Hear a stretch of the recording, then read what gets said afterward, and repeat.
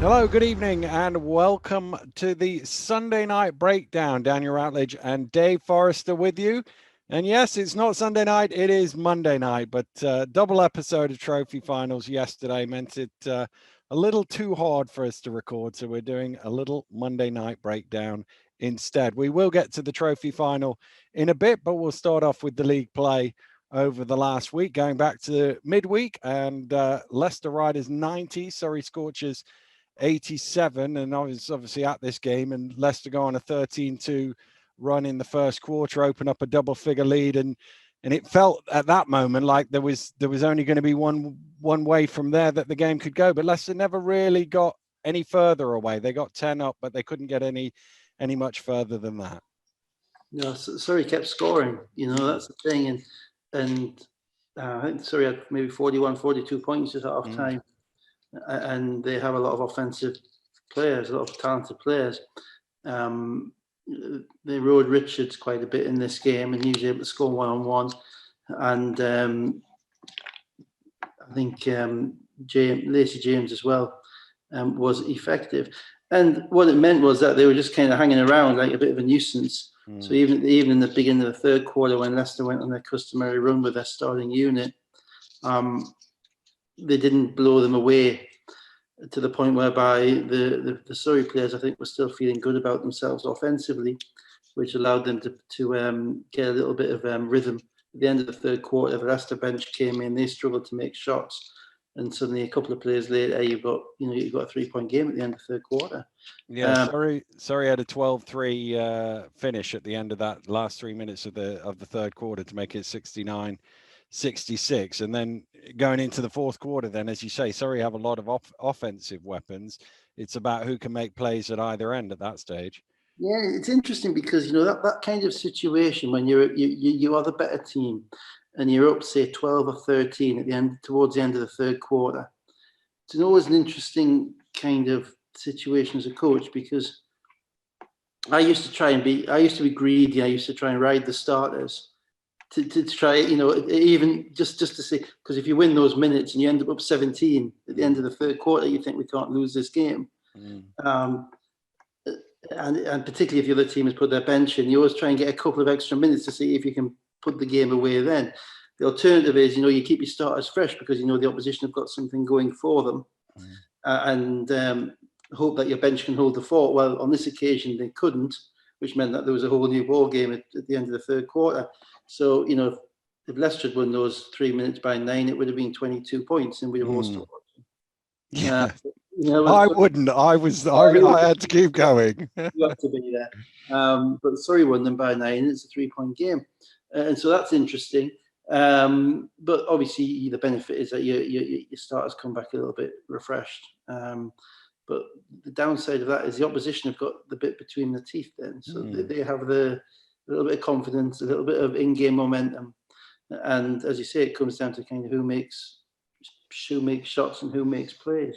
And what Leicester had at that stage was Gino Crandall and Darren Nelson-Henry, who they go to, in key moments in games, and those two continued to score for Leicester through the closing minutes. So they always managed to keep it a shot or two. Surrey could never get themselves in front. Yeah, nobody in the league has actually quite got to grips with how to guard those two. It's a 1-5 screen and roll. It's the most, in theory, the most straightforward play in the game. But they are so efficient and they can beat you in so many different ways that it's difficult to get a double team to Nelson-Henry when he catches it, because he catches it in such a good position. You can't overload on Crandall too much because he finds shooters on the weak side. If you do, I think the best I've seen was probably the second last Newcastle game they played. Newcastle went under the screen on Crandall, and that made it. It kind of allows you to pack the paint a little bit more with the ball defender and the big guy, but then he still has space to make plays, so you're not pressurizing him then. So there's a downside to that as well. But until anybody, I think, can figure out, or even just dare to zone them, that's the other way of dealing with it. It's a tough team to zone with all the shooters. But until anybody can absolutely figure out the Crandall Nelson Henry puzzle, then Leicester are going to win close games.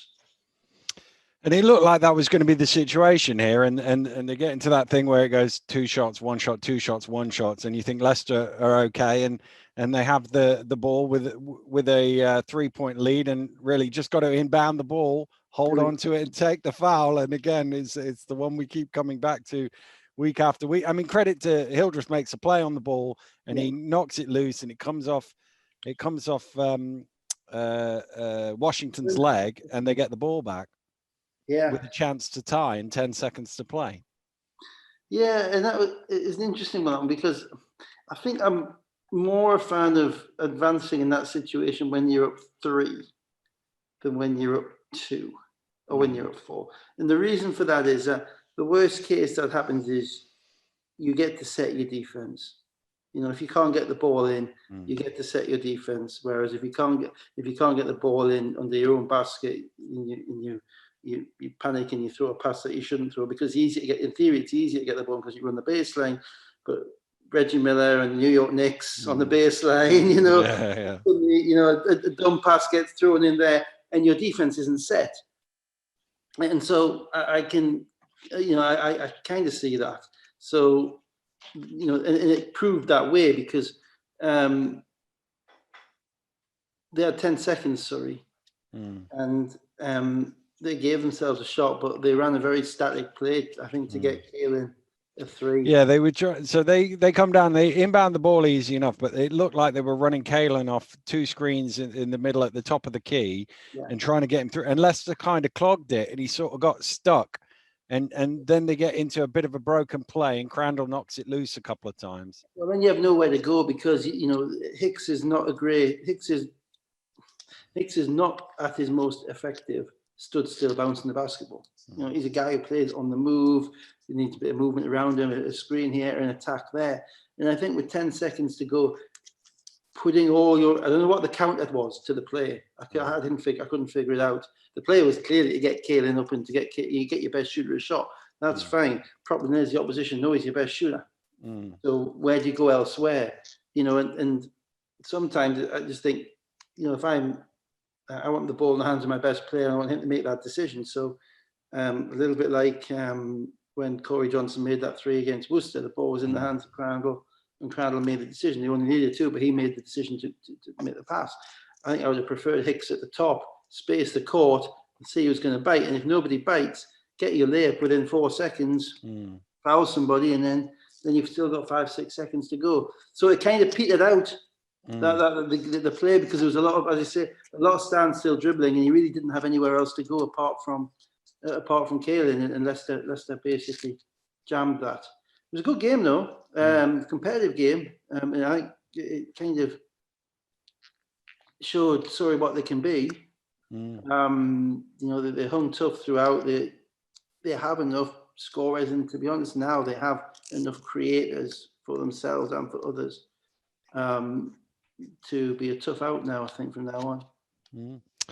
I think Teo tossed one up on the buzzer. I don't think it was in time, but it was way off the mark. Connor Cashaw, 19 points, 17 rebounds, 7 assists, and a hell of a stat line. Yeah, and that's a big thing because it was only his 3rd game back, and Creon played him 36 minutes. And that's, you might think, well, guards play 36 minutes if they're playing well, but Creon's got a lot of guards. So to play him 36 minutes gives you an idea as to how effective he is. And the thing with Connor Cashaw is that he is a guy who impacts every area of the game because he's able to play at his own speed. He's a good finisher and a sneaky offensive rebounder because he kind of is 6'3", 6'4". He's not over athletic, but he's got a heck of a nose for the basketball. That kind of shot maker is what you need to compete against Leicester. You need guys who can not just get the ball to where it needs to go, but guys who can actually finish plays. I thought he did that very well in the game. He did indeed. Right. Friday night's action was in Worcester. Worcester Wolves 93, Glasgow Rocks 74. Jordan Williams back for the Wolves. No Boutneck though. McSwiggan into the starting lineup for Worcester as well. And this game was score for score for much of the first half, and then Rocks stopped scoring, and McSwiggan hits a couple of threes, and Anderson hits one, and it kind of gets away from them. Yeah, that's becoming a bit of a theme. It was interesting them starting with McSwiggan because they started with him at the 3, and he's primarily been playing the 4 for the last few weeks when he's come back from injury, because they've had the 3 guards and they've had Elan, and they've been kind of rotating McSwiggan and Jordan Williams and Johnson Thompson at the 4. I also, this is an aside, this is a stat for you. Has there ever been a BBL team with 3 double barrel surnames? Somebody asked me that last year, so there must have been a team last year that did it. And I can't think it was. There was a lot of them, yeah. Johnson, whatever. Yeah. Anyway, sorry, I'm behind. I'm a year behind there. There was a WBBL player last year with double barrel first and surname. Was it last year or the year before? It's not fair. Anyway, sorry. Moving on from that aside. And so starting with speaking at the 3 changes the look. It makes them a far more, if I can put it this way, regular looking team, far more less funky type of lineup. And the thing with McSwiggan is he appears to be, he's a young lad, he's out of college. He played a year last year in France, I think, and did well in college as well. And he's clearly a good shooter, clearly athletic. He's had some injury problems this year, so we probably haven't quite seen the best of him. But Matt clearly believes him from the start there. Now, I do think they give up a little bit defensively at the 3 when he's at the 3, because he's a decent size 3. But against Glasgow, that's something you can probably survive on. But the key for the Wolves is Jordan Williams. Jordan Williams is a guy who is at the centre of everything that they do. And it used to be primarily offensively, but this year, to a certain degree, defensively as well. And the difference in watching the 2 games and the one that they didn't play on Sunday, where they didn't really have a focal point to go to or a guy to play through, and the game on Wednesday night where they did, it was palpable. Glasgow, Johnny Bunyan is struggling. Really, he doesn't look healthy to me. He didn't look healthy on either Friday or Saturday night from what I could see. And I thought Glasgow got to a point where Gareth will be a little bit disappointed, probably in the middle of the 3rd quarter, whereby they kind of gave up offensively. They just chucked up some bad shots. And I think they can live, they can only be one thing at the moment, and that is the systematic team that's going to work to get their shots, to get the ball where they want. And they chucked up some early 3s. And I think it was just a little bit of a loss of belief. I think when it got to like 15, 16, 17 points, you could see it in them that they were trying for the 6-7 point shot, and it's not what they do, it's not what they can do. In the moment that they do that, then there's no hope. And then the 4th quarter became something of a procession. Yeah. McSwiggan hit a flurry of 3s early in the second half. It got to 20 and they never really got it back. Their record on the road is really poor, Glasgow. So I think once they get double figures behind, they're always going to struggle. Well, there's a couple of games that, they've managed to get teams into slugfests and basically stay close that way. But you just saw it. You saw it in them, kind of the middle of the 3rd quarter, when after those shots, it was a 20-point game, and you just saw a couple of early 3s in the shot clock, which is not what they've been doing. It wasn't by the shoot. It wasn't Keeling, who's probably the one guy on their team who has a green light to shoot that shot. It was everybody else. Delph, you see things which you like, and then you see moments where you think, well, is he totally locked in? Is he focused? At times in the second half of the game, his body language wasn't great if he didn't get the ball. And he has the ability and the length and the size and the touch to make to be a dominant big player, but he looks like a young player who's learning his way. Their growth is probably linked to him, I would say. Gareth's playing him a lot, but it still comes down to the fact that they're struggling to get any production at the point guard spot. Gareth's having to play a lot of minutes, and Gareth's always been an exceptional BBL player, but I don't think there's ever been a time where he's been as significant an option on the team as he is on this team. As necessary. Certainly over the course of the whole game, I mean, there's time. You think he's a late game shooter, he becomes. Yeah. He's always been very good at that through his career. But he's always been a guy you had to be aware of, and he could beat you. No question at all. But he was never necessarily the first option to beat you. No. He was the guy who would step up and make the right play at the right time, and and stick the dagger in. And on this team, he's having to do a lot more, and as well as coach. So that's kind of tough. So it's difficult to take too many positives out of that game for Glasgow. I just thought, once they got to the middle of the third quarter, they were resigned to it. Yeah, and two of their leading scorers coming off the bench, Brandon with 15 and Jack Domney with 12 off the bench. Jack Domney's interesting because he can score. Yeah. He can score. He can offer them things, but he's very, very inconsistent in what he produces game in, game out. He's not a great fit playing with Delph either, but here's a guy who can give them some offense. Brandon, to be fair, Brandon is playing hard, and I think we've got a handle for what Brandon is, for who he is at the moment. He needs to probably go away over the summer and nail his jump shot. If he can nail a jump shot, stop people going under screens against him, then he has the aggression, he has the ability to offensive rebound. He's a good finisher around the rim, and he has a little bit of moxie about him. He has a little bit of attitude about him, which isn't necessarily a bad thing.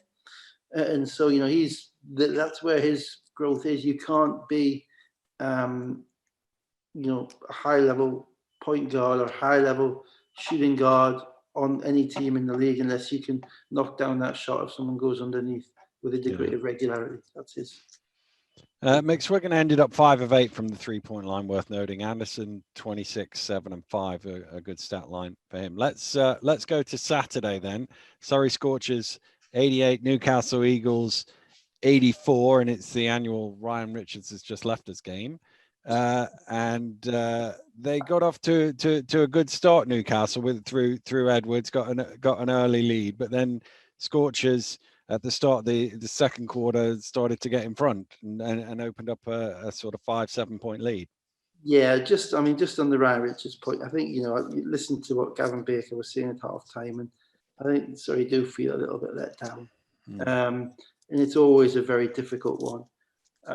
Because players have short careers, and if they can earn significant amounts of money elsewhere, then no one in the BBL, no coach in the BBL wants to stand in their way. But it does appear that this time, he agreed to stay for the season. Yeah, that's the message I'm getting. I'm sure they said that on the press release as well. That was the impression you got from the interview. And if you do that. No doubt Crean would have asked that question when he signed, because he might not have signed him if he'd said, no, I'm not. So, to go into the trenches with guys for like 12 weeks and to play hard and to get yourself into shape, and then to kind of bail 4 or 5 weeks before the end of the season when you've said that you weren't going to, you can kind of see why the Surrey guys feel a little bit hard done to by that. But they can't say no. Let's be blunt. They can't say no, because you would have a player who was then not fully committed to being there, and that would be detrimental to everything that you're doing, into the spirit within the group. And absolutely perversely, it may actually help them. Well, there is that thing, because we've been talking for a few weeks about how many different players they have, and actually sometimes it's hard to work them all in, and particularly in that position, because he is a very different player to Rickman. So they sort of change style on who's on the court. Well, it does, and more important, it means that there's 25 more minutes for everybody else. And believe me, 25 minutes as a coach when you've got a lot of guys who you want to play, that's a lot of minutes. And those minutes filter down, and they change you into a smaller team. But there's no way in the world that Rickman and Lacey James can't, play the 5 for 40 minutes between them in the BBL. They absolutely can, and that just means that you can have all sorts of different lineups, and smaller lineups, and funky lineups, and that actually helped them, I think, in this game. It also probably helped them that Newcastle had prepared for Richards, because Maxwell got 2 fouls very early in the game, guarding somebody he probably wasn't expecting to be guarding. And then Surrey went smaller a lot quicker than they would otherwise. Teo was at the 4, and Newcastle ended with Defoe guarding Teo, and he commits a not a great foul on the perimeter. So he has 2 fouls within about 3 minutes of coming on. So the Newcastle rotation at the bigs is kind of all over the place. And from that moment on, it was one of those games whereby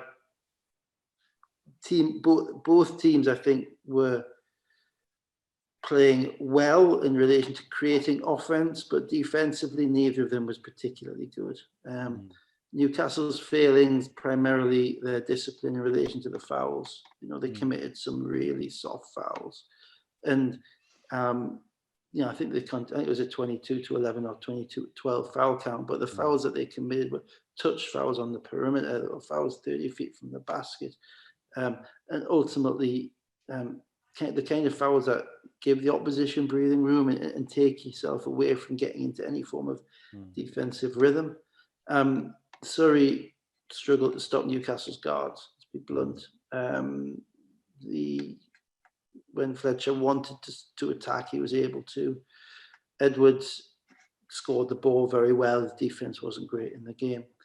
And Surrey got out to, I think, a lead in the third quarter, and then Newcastle came back at the end of the third quarter to. Yeah, they Cashaw and McLemore pushed it out to a 10-point lead, and then Eagles hit 7 in a row and cut it back down. And then, you get into that similar to the game on Wednesday night with Surrey.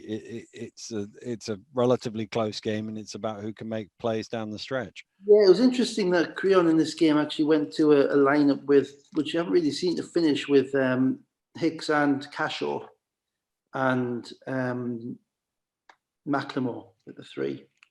And I think towards the end it was Teo and Lacey James. So that's your relatively small lineup. And Teo was able to use his quickness to foul Gordon out. Gordon, he committed a couple of cheap fouls. Teo going to his right again. And there was still 3 minutes left when Gordon fouled out as well. Yeah, exactly. That's not 30 seconds, is it? And I thought Surrey did a good job down the stretch of attacking where they thought they could score, because they had I think there was a 1 point Newcastle up by 1, and McLemore got the ball in the wing and he attacked Sayers because he's a quicker guard than Sayers. Sayers was playing the 3. He got to the rim, made a layup. Next time down, I think Lacey James got the ball on the horn set at the top. He had Maxwell on him. He took one dribble. He got to the rim, made a layup. At that point, Newcastle probably weren't quick enough in understanding that there needed to be more help in relation to the matchups. And then, whilst we come down to the last minute, and basically Newcastle probably blew it in the last minute. They probably should have won the game if you look at the opportunities that arose. I think it was a 1 point game with 45 seconds left, and they turn them over. Yeah, and then they come down, and Hicks hits the most casual 3-pointer you could imagine with 24 seconds to go. I mean, he looked like he was in a warm-up line. He was so casual with it. The play before, Sayers got a steal. The Eagles went 2-on-1. Fletcher threw it back to Edwards, and I don't think Edwards was quite expecting the ball. Yeah. And it's one of those ones you want Fletcher laid up. If he misses, Edwards rebounds it, and it goes in. So that was a momentum shift. And then they went to the wing screen and roll, and they put Maxwell in the screen and roll. And Hicks was probably 3 or 4 feet outside the 3-point line. He hasn't made a 3-point shot all night. He's made some layups. He hasn't made a 3-point shot. He's 1 of 3 for the game. And Fletcher keeps his hands down. And as soon as the hands are down, then Hicks, as you say, he just shoots kind of his little set shot from his shoulder. And he shoots that shot very well. And this is the importance. We were talking earlier in the season about discipline, about how he needed to be in the game towards the end, how he needed not to be mentally in the game. And that's why they need him in the game, because he has a capability of making plays like that. So he made that shot. Then Eagles came down, and Fletcher got a good kind of long 2, which went halfway down and came back out again.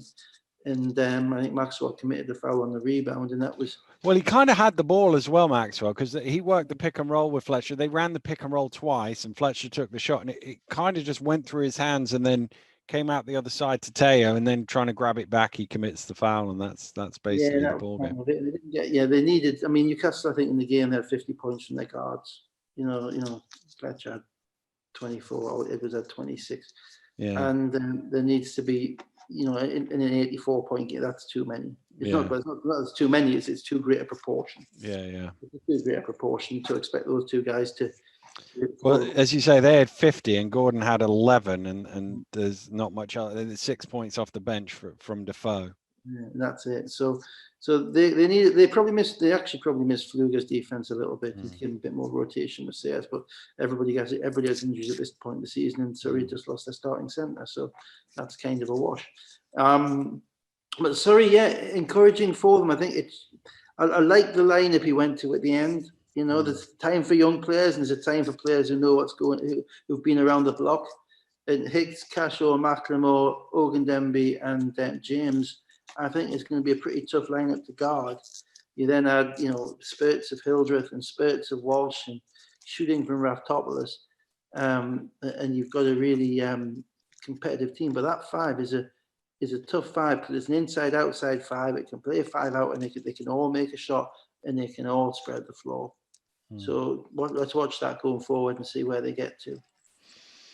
We shall indeed, because and they've still got a good shot at it with the playoffs. We're looking where the table stands, and they could have really had an even better shot if Bristol had lost against Glasgow on the same evening. But unfortunately for the Scorchers, the Flyers saw it out 91-84 after overtime. Adozie out for the Flyers. They did have Markford back and Thomas Edwards also back into the lineup, and they got off to a good start. Wiltshire hits 5. He's running things at the front. They're 22-13 up, and on the back of the previous evening, you're thinking, oh, this might be a long night for the Rocks. Yeah. The surprising thing is they appear to have done better in kind of these. The second game of a back-to-back, yeah. Because being Glasgow, they play probably more back-to-backs than most teams in the league because of the distance and get 2 away games done in one go.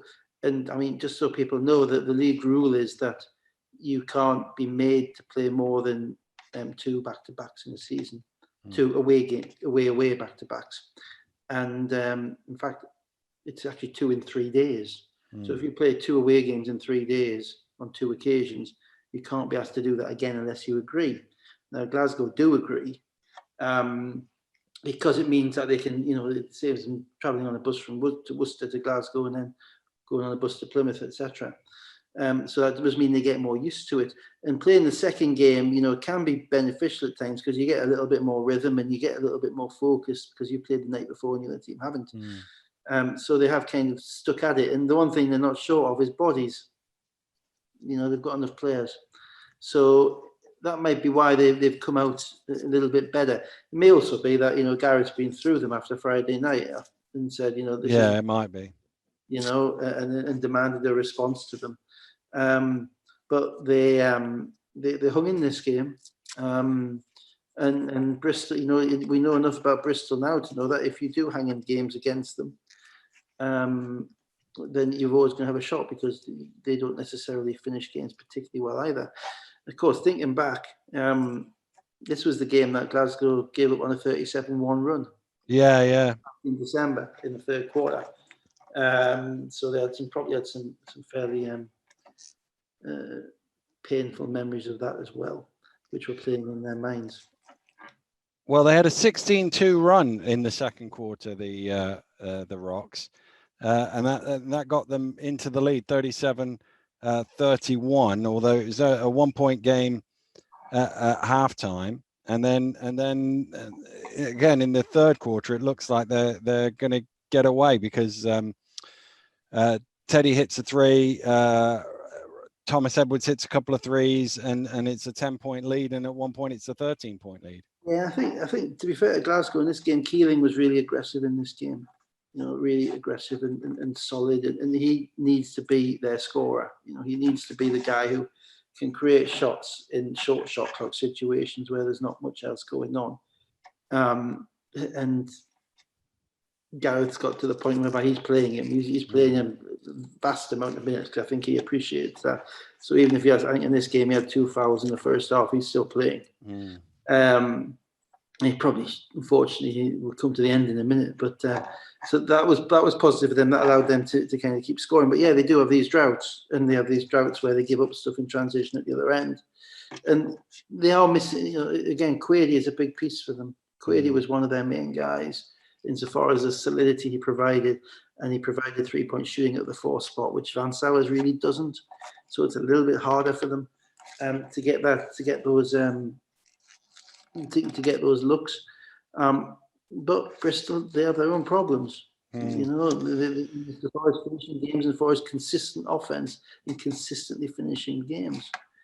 In fact, and just go on. Yeah, sorry. Oh, I was about to say, Keeling, as you say, drags them back into the game, but then Murray hits back-to-back threes, and suddenly the Rocks are in front. You think they're going to win this game here? Yeah, straight. I mean, I was interested. It's a really interesting move in the fourth quarter because there's a minute and a half to go, and it's getting a bit tight, and the game's going back and forwards.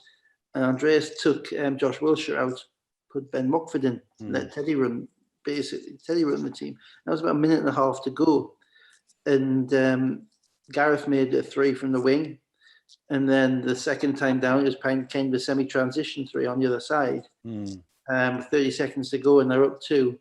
And you're thinking, yeah, they've got all the momentum in this, and kind of in relation to Bristol, we've seen this kind of dance before. But he called the timeout and he advanced the ball, took 10 seconds off the shot clock. But when you saw what happened, you understood why. Because it was to get the ball to lock it on in the corner and get him a one-on-one because he's the best individual scorer. And Glasgow really didn't recognise that quickly enough, and they allowed the ball to be entered to lock it. It was the same. If you think back to the Hildreth play against Thames Valley, to get the basketball in that corner, and Lockett turns, he faces up with Gareth. He gets to the middle. Gareth plays solid defense, but he gives him, I think, at least 2 dribbles, possibly 3 dribbles before he spins. At that point, there's got to be a second guy there. You know, you can't give him 3 dribbles in the paint. He's 6'5". He's a good finisher, and he flipped in the kind of little 6-foot hook shot, tie the game, and then Glasgow have the chance, and Glasgow obviously don't advance it, so they get the last shot. In fact, they didn't get the last shot; they got the last 2 shots. Last 2. Well, that's the thing. They got it's and 20. Should have got them. Yeah, 23.9, so they can run the whole clock on. Now, the interesting thing with Glasgow is obviously they've had their troubles advancing the ball at times this season, but it's not a risk you can take there. You want to try and, win the game. And what's your take on it? Because obviously it's the right guy shooting the ball, Keeling shooting the ball. The first one I thought was a difficult shot.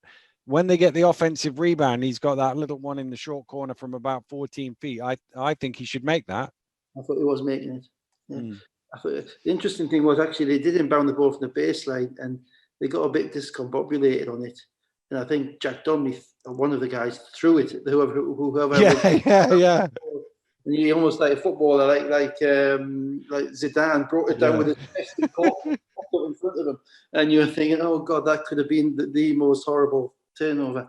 But no, the second one I thought he'd make it. That's his shot. I think he played a lot of minutes in the game, but his shot was there. If Gareth had the opportunity to say, "You've got this shot on the buzzer for this guy to win the game," he'd have absolutely took it.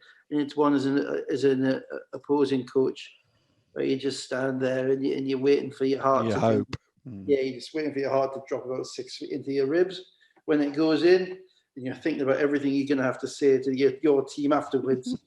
And just the whole thing is just goes through your mind, and it's just utter helplessness, and it didn't. And despite that, Rocks actually had a shot in overtime, but they couldn't get a stop. Yeah, because they come into overtime and Delph hits the 3, and then they as you say, they then just give up everything basically. Baker hit some 3s, Teddy got another 5 points, and it just goes away from them. Yeah, Baker made, probably the backbreaker. Baker made one from the corner which hit the back rim and went about 12 feet in the air and dropped in. And that's always you just look at it, it's like the ones that are banked in the last minute. You look at it and you think, no, this isn't our night. But it kind of frustrated me a little bit that Teddy's points frustrated me from Glasgow's perspective, because once it was going right, on a screen and roll and just flipping in a little 6-foot bank shot, which is what he's good at. And then it was either going under the screen or certainly not chasing over the screen. And he just nailed the 3 from the top of the key, which again is what he's good at. And, you can understand to a certain degree you give that up in the first few minutes of the game, but you shouldn't be giving that up in overtime.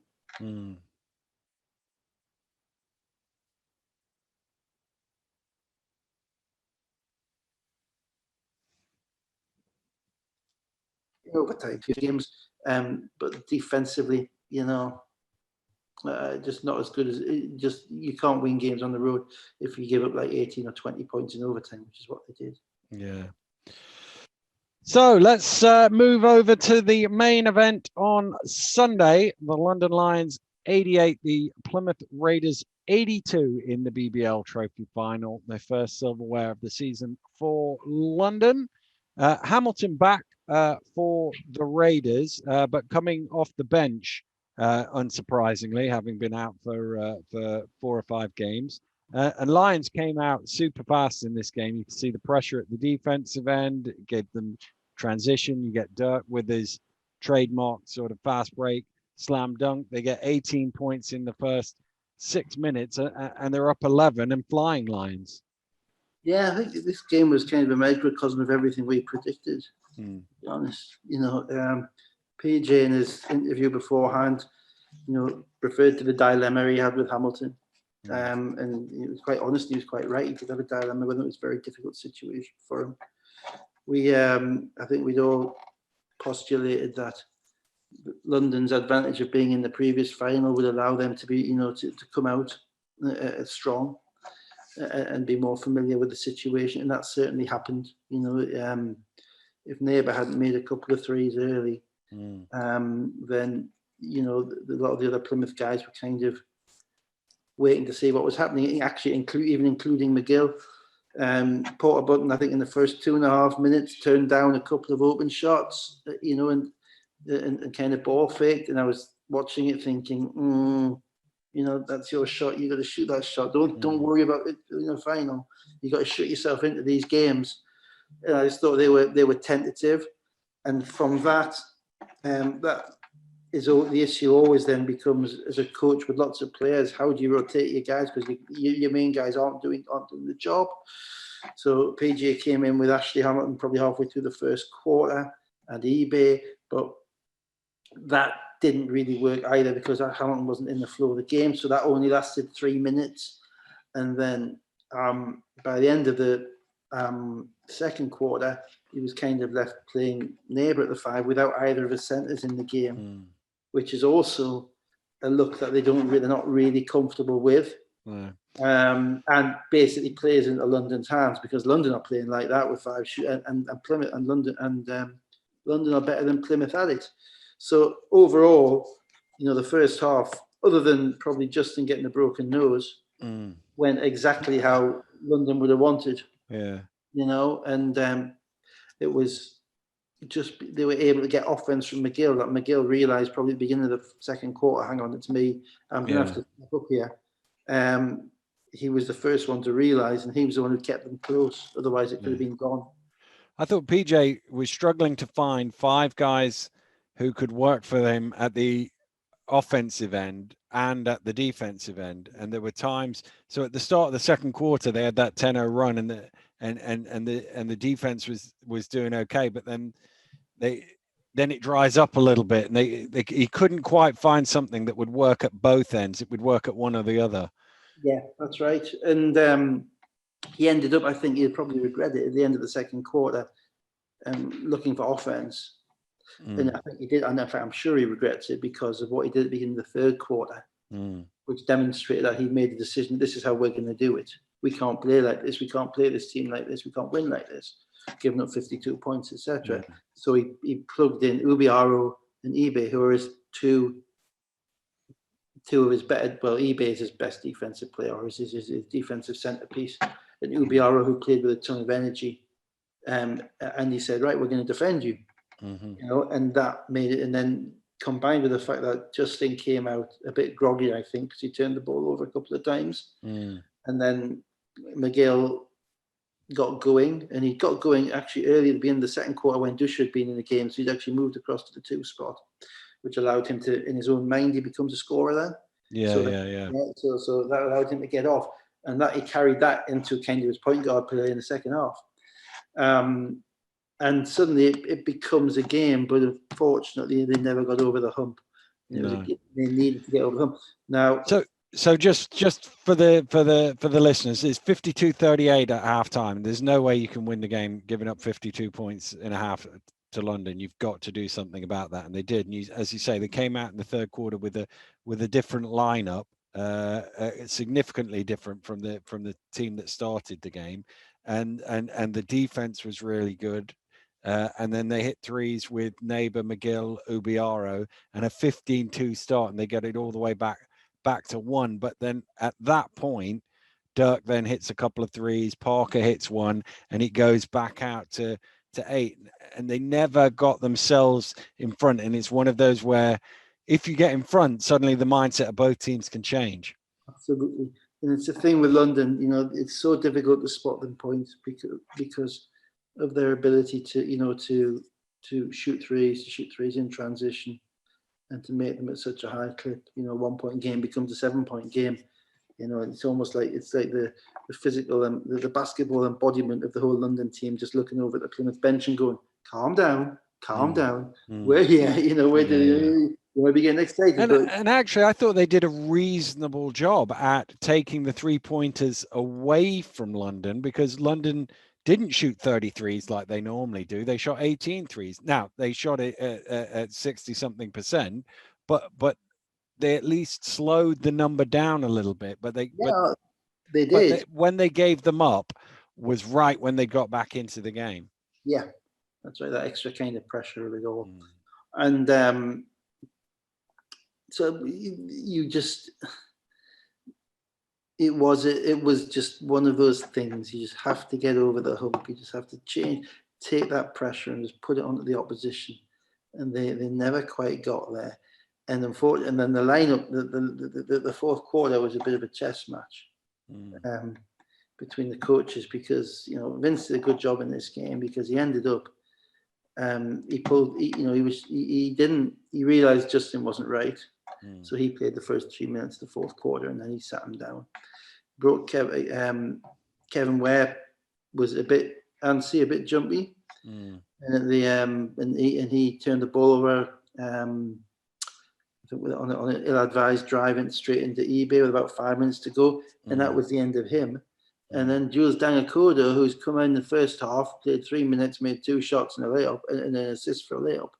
He's the guy who's finishing the game. So no other BBL team has the luxury of Jules Dangakoda being who's played 6 minutes, being the guy who can come in and finish the game and deal with it the way he did. In the meantime, Plymouth again were chasing offense and defense. The way they had to get back in the game was defense. So eBay played the vast majority of the second half, and he played effectively until he got a little bit tired. He reached a couple of times. Couple of ill-advised attempts to block shots which weren't there, got himself into foul trouble. So with 5 minutes to go, he gets his fourth foul. Plymouth are right in the game at this point, because London 74-71 at that point. Yeah, London are struggling to score. He gets his fourth foul. Do you stick with him? Do you not? PJ decided to give him a couple of minutes on the bench to do that. Who do you go with? Do you go with Ocharobia? Or do you go with Hamilton? Hamilton's your guy, but Ocharobia is the guy you've been playing with. And they went with Hamilton. And in the 4 possessions, I watched it back this afternoon, in the 4 possessions with Hamilton, they had been spreading the floor with eBay and having him they were just a screener and a driver, basically. A screener and a roller. Occasionally he would post up in front of the rim if he could. But with Hamilton, it became a little bit different. The first possession, they tried to force it in, and he came in to Ward Hibbett fought him for position and caught the ball. It was a foul, and he shot foul at the other end. That was somebody taking up a space that hadn't been being taken up prior to that. And the next time, I think the ball ended up Ashley's hands on the 3-point line. He drove on Ward Hibbett. He got 2 foul shots. He knocked them down. The next time, he was at the top of the key. Neighbour was in the baseline. and put a button cut across because there was suddenly space there and no one was rolling down into it. And he cut across and he ended up kind of almost fumbling the basketball. And I think McGill might have shot one off the side of the backboard or something. And their rhythm just changed. Their offensive rhythm just changed, having Hamilton and Neighbour in the game as the 4 and the 5. And again, to be fair to PJ, he recognised that because with 3 minutes to go, he brings eBay back in for Hamilton. And it's a horrendous situation because he is, on any proper estimate, Ashley Hamilton is your best player. Maybe McGill is different positions, but Ashley Hamilton is your best player. But actually, he hasn't played. You know, and that doesn't mean that he's not right. It means that he may be right. It means the rest of the team might not be right in fitting around him. And, you know, I remember a final we played, probably 2016 trophy final. We lost to Leicester in Glasgow, and we had 2 guys, and I can't remember who they were. I think it was Darius. It might have been Fav, or it might have been Charles. Can't remember. Who had been out for about 3 weeks beforehand. And the first half was the hardest first half to coach I think I've ever been involved in, because you realize you need these guys, but it just isn't right. There's no rhythm about anything that's going. And we were down 20 and we came back and we got back to tie, just like Plymouth did. We got back really close, and then Drew Sullivan made a couple of plays and the game was over. And we lost because we dug too big a hole. And it came from this kind of dilemma that PJ talked about at the beginning of the game as to what do you do with somebody who is, you know, on the face of it, your best player. If it was his 4th or 5th best player, it wouldn't be a problem. He wouldn't have played him. Yeah. That's the problem. So he has to come in the game. So they lose a little bit of rhythm. Ocherobia doesn't come in the 4th quarter at all. And then it becomes kind of a matchup game. Vince is finishing off with Dangakodo, Ward Hibbert, Parker, Liggins, and Justin was on the court at the end. Just was on the court. Yeah. Was he on the court at the end, or was he? He was, because he missed a couple of free throws at the end. Yeah, that was only when Liggins fouled out. That was primarily his 5 up until Liggins fouled out. So those 5, and there isn't that much, you know, creativity in that group. Liggins becomes your de facto point guard. Jules kind of runs plays, but he isn't really he's not your creative point guard. He's your shooter and your defender. And Plymouth got down to 3. They got back to 3 at 80-77 or something like that. And there were 2 big plays, 2 big moments in the game. One, they got back to 3 and they threw the ball ahead, and Morcell drove to the middle and he turned the ball over. And that was 2:44 to go in the game. And it was not a smart move. It was a semi-transition play. Didn't have the numbers. Drove to where he didn't have anywhere to go. Turned the ball over. And again, this is all about coaching decisions. You're damned if you do, you're damned if they don't. That was the end of Morcell. So PJ decided he's going to go with Ubiaro to finish the game because of the decision that Morcell made. Now that becomes important about a minute later, because a minute later we have a 3-point game, 1 minute and 30 seconds to go, London with the basketball. I think there've been a couple of blocked shots in turn. Neighbour blocked a shot at one end, Ward Hibbert blocked McGill at the other end, so the game's up on the line. And London don't have Ware, and they don't have Robinson on the court, so they're playing through Liggins. But Liggins isn't matched up with the 6'4" long arms of Morcell, because Morcell's turned the ball over. Liggins is matched up with 6'2" Ubiaro. And Liggins looks at Ubiaro, and every other London player splits. So they go to a 1-4 low. Liggins has got the basketball. He takes the air out of the basketball, dribbles, attacks. He's fouled. 2 shots. Next time down, the same thing happened, but we'll get to that in a second. So 2 shots, attack, end of shot clock. They're in the penalty, whatever. Makes the first shot, then the second shot. Obviously, eBay goes up and tries to swat it. He did it twice as well. That was the thing. Like, he missed it the first time, and then he tipped it in the second. I watched this back, and I've asked the referee this question. I haven't got the answer yet. I want to know the answer because I've never seen it before. They gave 2. I actually think it was probably only worth 1. And the reason I think it was only worth 1 is when he did it the first time, he hit the rim. So it's a goaltend. Yeah, I think that Interesting. I might be right, I might be wrong, and I don't know. Yeah, But because he hits the rim the first time, I think that becomes a goaltend that moment, yeah, and that whatever happens afterwards becomes irrelevant. And that actually is interesting as well, because these things are small margins. Because of course they denied Plymouth 2 points earlier on at the other end yeah, when he yeah, dunked it. yeah, That's potentially a 3 point swing. yeah, But obviously, somebody will tell us I'm wrong. That's fine. yeah, yeah. Just don't I know that. mean, in real time, and I did see him touch the ring Yeah, in the, on the, because obviously we've got the basket cam, so it's a yeah, perfect view of it. But in real time, my first reaction was, he's touched that in. That's 2 points. What's he doing? Because he's yeah. no chance of knocking that away. So just leave it alone. Oh yeah. I mean, Um, I'm not criticizing the ref at all. yeah, yeah. It's an example, however, for So yeah, go for fans, let's have yeah. the reviews. Why not? So, The cameras on the sideline. so there's Uh, 1:11 to go at that point, and because he's tipped that in, it's like a reverse 3-point play, yeah, it becomes 83-77 instead of 82-77. yeah, And then when they go down the other end on a pick and roll switch, yeah, I think it was Dan Akodo, it could have been Ward Hibbett, just grabs him from behind. yeah. And that is a tremendous foul with Yeah, I think 55 seconds to go. when I say all the things we talked about, for anybody who didn't watch it on Thursday night, I think there was a mention of Canibe being in the game at the end. There was a mention of Liggins. There was a mention of Hamilton. All those things. Yeah, there was a tremendous foul. He made one. He missed one. So it becomes a 5-point game with a minute to go. But what happens? Again, London space the court. The ball to Liggins. He's faced by Ubiaro, and basically he's fouled twice. He waits 20 seconds and he's fouled twice. Ubiaro fouls him as he's driving, and Porter Bunton hammers him just to make sure. This is the thing with the Morcel Ubiaro thing. You see, I don't think Liggins plays that way if Morcel's guarding him, because Morcel is 6'4" with long arms.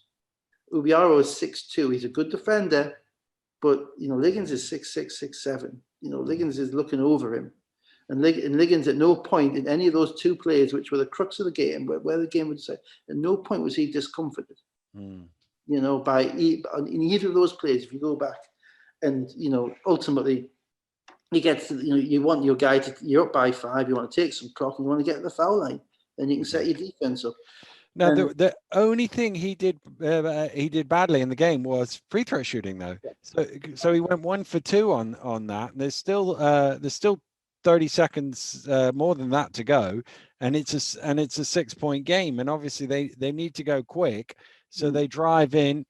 He tries to get a block on it. He's really disappointed at the call, but it's probably just about a foul, and that's him out of the game. Yeah, I think you're probably going to get that call made against you at that time of the game. I mean, I think sometimes with Liggins, he is so athletic and so long that he's able to make plays that very few players in the league are able to do. And so the refs are so conditioned to, assuming that's not a play that anybody in our league can make, reaching over and plunking the ball on the guy who's driving like that they make the call against him. But from my perspective, at that point, he's done his job. You're up 6. You got the ball with 28 seconds left. He's carried his team. He's been the guy on the ball. He's made the decisions in the big positions. He's made big plays in the fourth quarter when things have been getting a little bit close, and he separated himself from everybody. So if he fouls out trying to make a play with 29 seconds left, which would basically won the game had he blocked that shot, then I'll live with that. And you've got to say, well, the rest of your team's got to finish the game off, which they just about did. So Porter Bunton makes the 2 free throws. It's 84-87. There's just under 30 seconds to go. And Lions on the inbound managed to escape.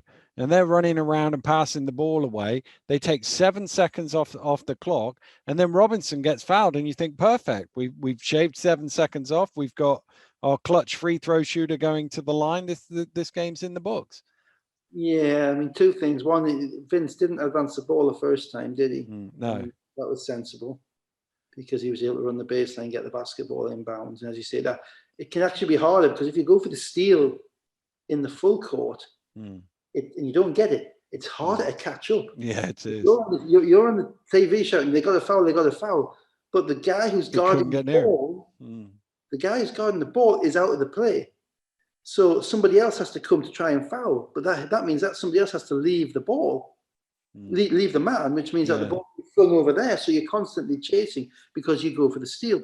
And they did that. And I think the next time there was a foul, he advanced it. And when they were within the 14 seconds, he got the ball to Justin. But Justin wasn't right. I mean, look, you saw the picture of him after he got hit in the face, where the blood's dripping from his nose. And, immediately I said that's a broken nose. It's dripping from the top of his nose. And you don't when someone gets a whack like that, you can't necessarily equate normal rules to anything about the way that the game is going, because you don't know. In the days of the world of concussions, etc., that we are in now, we understand that a little bit more. You just don't know precisely, what he is experiencing. So yeah, he missed both, which was a surprise, which gave Plymouth a kind of a quarter of a shot at it, but that was kind of it, really, I think. Yes, Porter Bunton misses in transition. eBay tips it. Ubiaro gets it in with 12 seconds to go. That was the point at which they advanced the ball after a timeout. The thing that I found surprising was on the inbound pass, there's nobody in front. It was incredible. I watched that back and I was trying to figure out what they were doing, because you were playing almost prevent defense as if you were up by a point. And you had eBay, who was basically the spare guy, who was plonked in the middle of the paint. And even if he'd been on the ball and then stepped away from the ball to take the first cutter away, you might have had a chance of getting a 5-second violation. But they had, nothing. It was the easiest pass to Parker in the. And I don't know, and I think Drew said in the commentary that they didn't switch strongly on it either way. They just seemed totally, totally out of sync on all of that. I didn't get the strategy of not having the guy in the inbounds pass. We've seen that too often be effective, 5-second call, whatever. When you've got a guy who's as big as eBay is, then you're only if you put him on the inbounds pass, then all you're doing then is defending two areas of the court, which is the near corner and the near halfway line. Everything else is taken away by eBay. So yeah, it was a surprise. I don't know if that was what they drew up, but then Parker knocked down the shot. Yeah, Parker makes both free throws and they take it down. Now, the intriguing thing to me was that there's 10 seconds to go, so you have to go quick because you're down 2 scores still 4 points down. And McGill is inbounding the ball, and he looked a little gassed by that point, but he is the one guy in the game who's been able to score for them consistently. And actually what they ended up with was a bit of a dribble around, take your time, and then Porter Bunton, who hadn't made a field goal in the whole game, firing up a 3. Yeah, this is something that we keep coming. It's another kind of continuing theme of these discussions, in that the amount of teams who have their best scorer, who obviously is also the best putting the ball in bounds. Now, look, if it's a tied game and you've got time, I kind of get it, because you inbound and give it back to him, sort of thing. Yeah. But you need to score immediately because there's 10 seconds to go and you've got to score twice. And then you can take the ball out of the hands of him if he's got to get it back. And that's an extra pass you're going to make to get the ball back to him. As a coach, you can kind of scheme to stop him touching the ball again once he gives it up. I think Porter Bunton was probably of all the guys. He played hard. He played aggressive. He played. He gave it everything. But if you were saying probably him and Marcel, the game passed them by a little bit. To the point whereby he had those threes at the end. I think and Marcel had a couple of looks earlier on in the fourth quarter. And they didn't quite ever get into a rhythm whereby you thought these guys are going to carry them. And Porter Bunton's the kind of streaky guy who can give you 12 points in 5 minutes. And he never did. And I think that ultimately was where the game, it's not where the game was lost, but they really needed that extra thing from him. They needed, I think you said it on the commentary, or Ant said it, one more guy had to come to the party. One more guy. And it couldn't be Houghton because he hadn't played enough. And it probably had to be either Porter Bunton or Marcel. So they got 31 from McGill. A neighbor was 13 and 11. Hamilton only played 13 minutes and he's been out, so it's not going to be him. But Porter Bunton was 0 for 8. Nobody else was in double figures, and therein was the challenge. And the other side of the board, Liggins easy pick for me for MVP. 19 points, 7 rebounds, 8 assists, 5 steals. The one X against it, 7 of 15 from the free throw line, but we'll overlook that for the rest of the thing. Yeah, hey, Dirk Williams, he got the 50. He got 15 yeah, fouls. he got 15 foul shots. Yeah, You know, I mean, that means he's doing something right. You know. Dirk Williams 4 or 5 from the 3-point line for 20 points. Parker had 15. London only made 10 3-pointers. We talked a lot about that, but they were 10 for 18. Yeah, I mean, they shot the ball really well. And when Akodo came in and knocked 2 threes down at the end of the second quarter, we knew that it's a tough break because if he's knocking them down as well, then you struggle. Plymouth did a good job of actually taking away Liggins' comfortable jump shots, but he did an even better job of adjusting to that and being aggressive and therefore getting to the foul line. As I say, 15 foul shots, but he just, it's an interesting one because he's played in a lot of places, but it's probably a long time since he may have been in college at Kentucky or at high school. He was actually the man, that he's been the main guy on the team. And it's really been quite impressive the way that he's stepped up to lead that group. And as I say, the giveaway was, 2 minutes to go, the 2 key possessions in the basketball game. Both times he took it upon himself to make a play. And both times he got fouled and got himself to the line, killed some of the clock. And it appeared to be a guy who was in tune with what he had to do, that degree of leadership.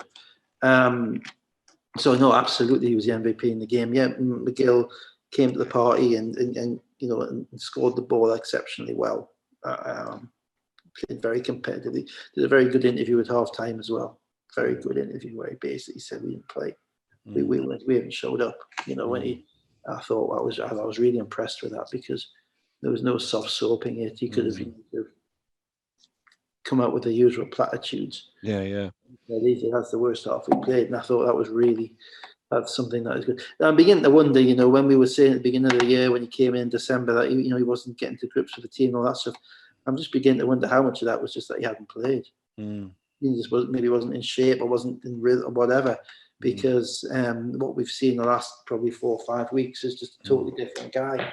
Well, 31, 32, 31 in the last 3 games, 2 semifinals. This 31 was probably the most impressive because without it, his team could have been buried. And they weren't. But no, I thought, you were right. Easy option, Liggins MVP. Yeah. I always go for the easy option. No, and every year on social media, I read, what's the point of the trophy or what's the point of the cup or whatever. And you look at the way they celebrated at the end. And here's this super team that's been put together primarily for Europe and to win. They partied and enjoyed that win like a team that it really properly meant something to them. Absolutely. It's a great way of, everybody's very keen at times to knock what we do because it isn't like this or it isn't like that. It's not like Europe. It's like some of Europe, but not all of Europe. It's not like the NBA. Well, the NBA play 82 games and they have conferences and they don't play balanced schedules and they play 7-game playoffs. It's entirely different. We don't have the ability to play 100-game seasons. But what I like about our season is that in comparison with basically any league anywhere in the world, it gives you more competitive, one-off, challenging, difficult games, that must-win games than basically anywhere else. And I've talked to Fletch about when he was in Slovakia and he had a 48-game regular season before they played each other 5 times in the playoffs. Yeah. And he said it's only 11 teams. He said, it became monotonous. You're doing what you're doing. Basically after about the first 16, 18 games, everybody knows where everyone's going to finish. And you don't have those. But you put players into one-off games. That's when you see them. I mean, that counts as semi-finals as well. It counts as finals. That's when you see them. That's where legends. That's where character shows through. That's the the fun of it, and I think we're too quick to knock that. I would like a bigger playoff system. I think I'd like this. I want us to get away from 2 legs of the playoffs. I don't think it's good. I think we could have best of 3, and that would be good. But in relation to the league and the trophy games, no, it's almost a unique setup, but it's one that I like because it allows teams to focus on what in front. It means you have to be, if you want to win something, it's because you're playing the best basketball of that team at that time. The best 2 teams at the beginning of the season, the best were the best 3 teams: Newcastle, London, Leicester. Right? Now London got to the cup final, and Newcastle or Leicester got the cup final. Newcastle made shots in the last 2 minutes. So 2 of the best 3 teams, arguably the best 2 teams at the beginning of the season, got to the cup final. The best 2 teams since then have been, well, the best 3 teams have been London, Leicester, and Plymouth. London happened to draw Leicester in the first round, and that was just a one-off game. So what happens. The next two best teams, they're in the final. Now Leicester have been watching all this happening, focusing on the league. So now their opportunity is to demonstrate over the next 10 games. Actually, no, we're the best team. We're going to win the league at this point in time. And then all of that gets thrown out, and you have like five give it, take it or leave it games in the playoffs, where everybody can see, where it all gets settled. It's great when you've had one team won the cup, one team won the playoffs, one team won the trophy, one team won the league, and then you get to the playoff. They're the best playoffs. Because everybody doesn't happen often. Doesn't happen often that you get 3 different winners, but it could.